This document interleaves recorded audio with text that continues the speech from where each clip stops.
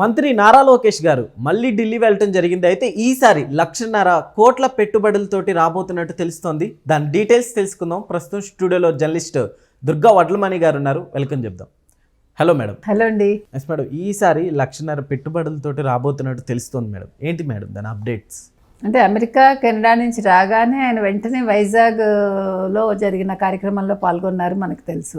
Yes madam. Cognizant CEO రావడం, చంద్రబాబు నాయుడు గారు అక్కడ భూమి పూజ జరగడం, ఆ భూమి పూజలో ఈయన పాల్గొన్నారు. ఆ రోజు కాగ్నిజెంట్తో పాటు ఇంకొక 7 కంపెనీలు ఎంతో భూమి పూజ చేసుకున్నాయి. అంత బిజీ షెడ్యూల్లో ఉండగా మళ్ళా ఆయన ఇప్పుడు ఢిల్లీ వెళ్ళారు. అంటే ఊపిరి సలపని పనులతోటి ఆయన తిరుగుతున్నారు. మీరు ఇవాళ లొకేషన్ చూసారంటే 95లో చంద్రబాబు నాయుడు గారు ఎలా పనిచేస్తారో ఆ పనితీరు కనిపిస్తుంది. ఇంకొంచెం ఎక్కువే కనిపిస్తుందేమో ఆయన కంటే కూడా. ఎందుకంటే ఆయన ప్రతిదీ నోట్ చేసుకోవడం డైరీలో, తర్వాత ఫాలో అప్ చేయటం మర్చిపోకుండా, తర్వాత ఇంత బిజీలో కూడా సోషల్ మీడియాలో ఎవరైనా ఏదైనా సహాయం అడిగితే వెంటనే స్పందిస్తున్నారు విదిన్ నో టైం. అంటే మీకు ఇవన్నీ కూడా తర్వాత రాష్ట్ర వ్యవహారాల మీద, పార్టీ వ్యవహారాల మీద కూడా ఓ కన్నేసి ఉంచుతున్నారు. ఎవరెవరు ఎలా పనిచేస్తున్నారు, పార్టీ ఎలా ముందుకెళ్తోంది ఏంటి అని. తర్వాత తన నియోజకవర్గం మీద కూడా చాలా శ్రద్ధ పెడుతున్నారు. సో ఇన్ని నేపథ్యాల్లో ఇవాళ ఎందుకు ఢిల్లీ వెళ్ళారు? ఢిల్లీ వెళ్ళటానికి కారణం ఏంటంటే అశ్విని వైష్ణవ్ గారిని కలవబోతున్నారని తెలుస్తోంది. మరి అదే కాకుండా చాలామంది కేంద్ర మంత్రులను కలుస్తారని తెలుస్తోంది. అంటే తను ఏదైతే అమెరికా కెనడాల్లో చేసుకున్న ఒప్పందాలు ఉన్నాయో, ఇటీవల జరిగిన ఒప్పందాల విషయాన్ని కొన్ని కేంద్రం అనుమతులు తీసుకోవాల్సిన అవసరం ఉంటుంది. సో అందులో భాగంగా కేంద్ర అనుమతుల కోసం కొంతమంది ముఖ్యులను కలుస్తారు. అంటే మంత్రులను కలవటం జరుగుతుంది. వాళ్ళకి వివరించి చెప్పి ఈ రకంగా జరిగింది, రాష్ట్రానికి ఈ రకంగా పెట్టుబడులు రాబోతున్నాయండి, మేము ఇలా ముందుకెళ్తున్నాము, సో మీ సహాయం ఈ రకంగా కావాలి అని అడుగుతారు. అక్కడ అడిగాక మరి ప్రధానమంత్రిని కలుస్తారా లేదా ఇంకా తెలియలేదు. సో అది ఇంకా క్లారిటీ రాలేదు.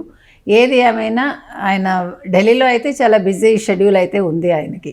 ఊపిరి సలపని పనులతోటి ఉన్నారనే మనం చెప్పచ్చు. Yes madam. చూసుకుంటే నారా లోకేష్ గారు అంటే ఇప్పుడు అమరావతిలో అక్కడ డెవలప్మెంట్కి సంబంధించిన వర్క్స్ కావచ్చు, సో ఇలా చూసుకుంటే మనకి ఈ షెడ్యూల్స్ ఇవన్నీ కూడా ఎలా బ్యాలెన్స్ చేస్తున్నారు అనుకోవచ్చు మేడం? మనిషి చేయాలనుకుంటే ఏమైనా చేయొచ్చండి. నిద్రపోవాలనుకుంటేనే ఏమీ చేయలేడు కదా. సర్లే మనకెందుకులే పక్కవాడు చూసుకుంటాడు అనుకుంటే మనం ఇలాగే ఉండిపోతాం. ఇది నాది అంటే నా పని, వీళ్ళు మన ప్రజలు మన రాష్ట్రం అనుకుంటేనే ఎవరైనా పని చేయగలుగుతారు. ఇప్పుడు మనమైనా అంతే కదండి. మనం ఏదో రావాలి కాబట్టి తప్పనిసరి పరిస్థితుల్లో రాం కదా. మనకి ఇష్టం అయితేనే మనం ఒక పని చేస్తాం. ఇప్పుడు మీరు నేను చేసే పని అయినా మనకి ఇష్టమైంది కాబట్టి మనం కష్టమైనా వస్తాం మనం.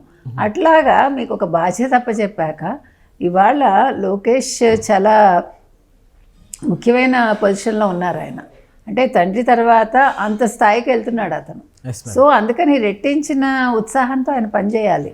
నిరుత్సాహంగా ఉంటే అవ్వదు, నాకు తెలీదు అనుకుంటే అవ్వదు, తెలియని ముందు తెలుసుకుని ముందుకు వెళ్ళాలి. సో అందుకని ఇవాళ లోకేష్ అనే వ్యక్తి ఒక చంద్రబాబు నాయుడు కొడుకుగా కాకుండా ఒక IT విద్యాశాఖ మంత్రిగా ఆయన తను చేయాల్సిన పని చేస్తున్నారు, తీసుకురావాల్సిన పెట్టుబడులు తీసుకొస్తున్నారు.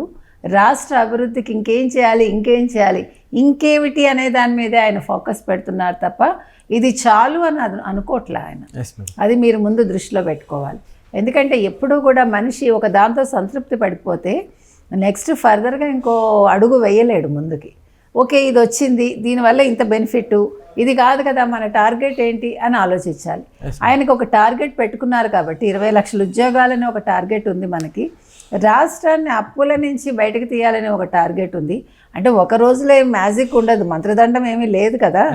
రాష్ట్రానికి ఏమీ మంత్రదండం లేదు. ఎందుకంటే ఆ ఉన్న మంత్రదండాన్ని మింగేశాడు జగన్మోహన్ రెడ్డి. కాబట్టి 5 ఏళ్ళు ఆయన ఏదైతే అప్పులు చేశాడో ఈ అప్పుల్ని పూడ్చుకుంటూ కొత్తగా ఎక్కువ అప్పులు చేయకుండా రాష్ట్రానికి పెట్టుబడులు తీసుకురావాలనేది వీళ్ళ ఉద్దేశం. అందుకనే చంద్రబాబు నాయుడు గారు ఏరి కోరి విద్యాశాఖ ఆయన కోరుకున్నారు, IT శాఖ కూడా ఆయనకి ఇచ్చింది అందుకే. ఎందుకంటే IT శాఖ కూడా చిన్న శాఖ కాదు, చాలా మీరు అంటే వెళ్ళి సంప్రదింపులు జరపాలి.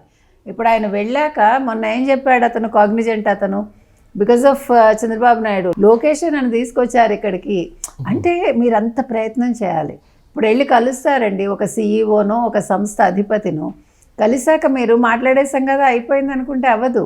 Yes madam. వాళ్ళు వచ్చేలాగా చేసే కెపాసిటీ మీ మాటల్లో ఉండాలి.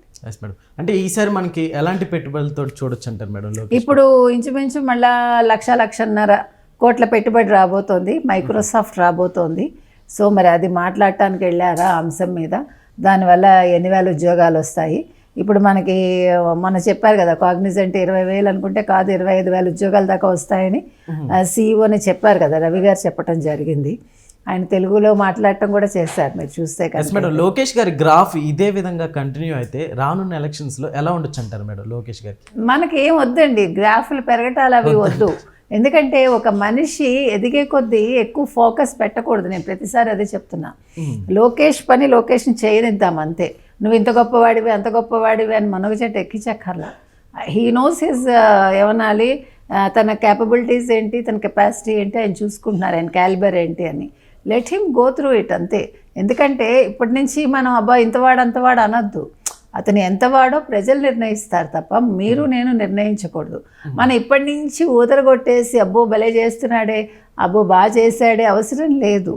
దానివల్ల నష్టం. ఇప్పుడు అదే కదా జగన్మోహన్ రెడ్డికి ఇవాళ మైనస్ ఏంటి, జగన్మోహన్ రెడ్డికి వాస్తవాలు తెలియకుండా చేసి వాళ్ళు అవినీతి అక్రమాలు చేసి మొత్తం రాష్ట్రాన్ని అప్పుల్లో ముంచేసి ఇప్పటికి కూడా ఆయన అంటే ఒక పరదాల్లో తిరిగిన ఒక ముఖ్యమంత్రిగా ఉండిపోయి ఆయన ఇప్పటికి కూడా కళ్ళకి గంతలు కట్టేశారు. అందుకనే ముఖ్యమంత్రి అంటే జై జగన్ జై సీఎం అంటేనే ఆయనకు ఆనందం. ఆ భ్రమల్లో ఉన్నాడు ఆయన. సో మన అలాంటి భ్రమలేవి లోకేష్కి కల్పించక్కర్లా. బికాజ్ ఆయనకి వాస్తవాలు తెలుసు కాబట్టి లోకేష్కి అతను చేసే పని అతను చేయనిద్దాం. ఇప్పుడు తను ఏంటి, ఇప్పుడు పెట్టుబడులు లక్ష్యంగా కంపెనీలు తీసుకురావాలి, ఉద్యోగ కల్పన, తర్వాత విద్యాశాఖలో ఎలాంటి మార్పులు తీసుకురావాలి, ఏ రకంగా పిల్లలకి మంచి విద్యను అందించాలి, వీటి మీద దృష్టి పెట్టారు కాబట్టి లెట్ హిమ్ డూ దట్ అంతే. మనం ఏమీ దాని గురించి ఎగ్జాజరేట్ చేసి మాట్లాడక్కర్లా. Yes madam. అయితే ఈ పెట్టుబడులు కావచ్చు, సో ఇవన్నీ కూడా నెక్స్ట్ రానున్న 2029 నాటికల్లా ఎలా ఉంటాయి మేడం? ఖచ్చితంగా 20 లక్షల ఉద్యోగ కల్పన అవుతుందండి. పెట్టుబడులు పెరిగే కొద్దీ మీకు వైజాగ్ ఇప్పటికే అందుకోలేని స్థితికి వెళ్ళిపోతుంది. ఏ వైజాగ్ అయితే జగన్మోహన్ రెడ్డి రాజధాని చేసుకోవాలనుకున్నాడో ఆ వైజాగ్ని రాజధాని కాకుండా ఒక ఐటీ హబ్గా చేస్తున్నాడు లోకేష్. తర్వాత ఈరోజు అక్కడ రాని సంస్థ లేదు, అన్ని సంస్థలు వస్తాయంటే ఒక అంతర్జాతీయ ప్రమాణాలతో కూడిన అన్ని కంపెనీలు కూడా అక్కడికి వచ్చే అవకాశం కనిపిస్తోంది. సో మనం తలెత్తుకుని ఆంధ్రప్రదేశ్ ప్రజలుగా మనం తిరగలిగే రోజు వస్తోంది. 5 ఏళ్ళు చీకట్లో ఉన్న ఆంధ్రప్రదేశ్ ఇప్పుడు అంధకారం నుంచి బయటపడి ఒక చక్కటి పరిపాలనా దక్షత కలిగిన ఒక ముఖ్యమంత్రి పర్యవేక్షణలో రాష్ట్రం ముందుకెళ్తోంది. ఆయనకు తగ్గట్టుగానే ఒక ఐటీ శాఖ మంత్రి కావచ్చు, ఒక విద్యాశాఖ మంత్రి కావచ్చు, ఆయన పనితీరు కూడా ఉంటుంది. కాబట్టి రాష్ట్రం అన్ని రకాలుగా 29 నాటికి ఒక రాజధాని ఏర్పరచుకుని అమరావతిని, ఒక పోలవరం పూర్తి చేసుకుని ఇంకా చాలా మంచి పనులు చేస్తారు. చాలా కంపెనీలు వస్తాయి. వాళ్ళు అనుకున్న లక్ష్యాలు ఖచ్చితంగా సాధిస్తారు. Okay madam, thank you.